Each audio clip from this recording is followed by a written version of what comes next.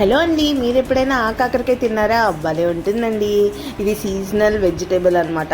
చాలా బాగుంటుంది taste. Regular కాకరకాయ కంటే అదైతే చేదుగా ఉంటుంది, పిల్లలు తినరు. ఈ కాకరకాయ అయితే ఖచ్చితంగా తినేస్తారు. ఖచ్చితంగా మీరు ఎప్పుడు చేసుకునే రెసిపీ కాకుండా ఒక్కసారి ఇలా ట్రై చేసి చూడండి, అందరికీ నచ్చేస్తుంది. భలే ఉంటుందండి.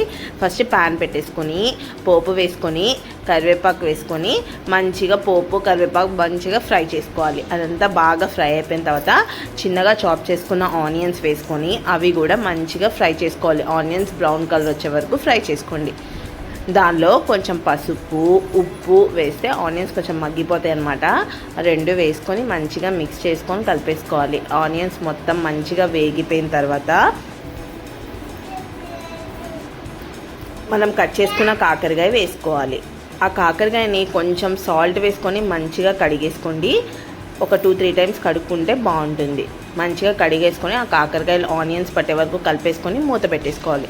నెక్స్ట్ ప్రాసెస్ ఏంటంటే మెయిన్ ఇంగ్రీడియంట్ ఇదే అండి. చిన్నులపాయలు, కారం, జీలకర్ర, ఉప్పు ఇవన్నీ వేసుకొని మంచిగా చిన్నులపాయ కారం నూరి పెట్టుకోవాలి. తర్వాత ఈ కాకరకాయ అంతా మగ్గిపోయే వరకు ఫ్రై చేసుకోవాలి. కొంచెం వాటర్ పోసుకొని మగ్గించుకోండి.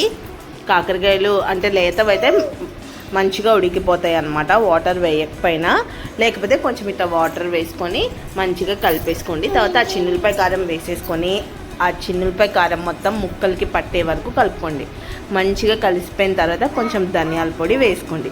అది కూడా వేసుకొని మంచిగా మిక్స్ చేసుకొని మగ్గిచ్చేసుకోండి. ఇంతే అండి, చాలా సింపుల్ అండ్ టేస్టీగా ఉంటుంది. అందరికీ నచ్చేస్తుంది. ఖచ్చితంగా ఒకసారి ట్రై చేయండి. Thank you.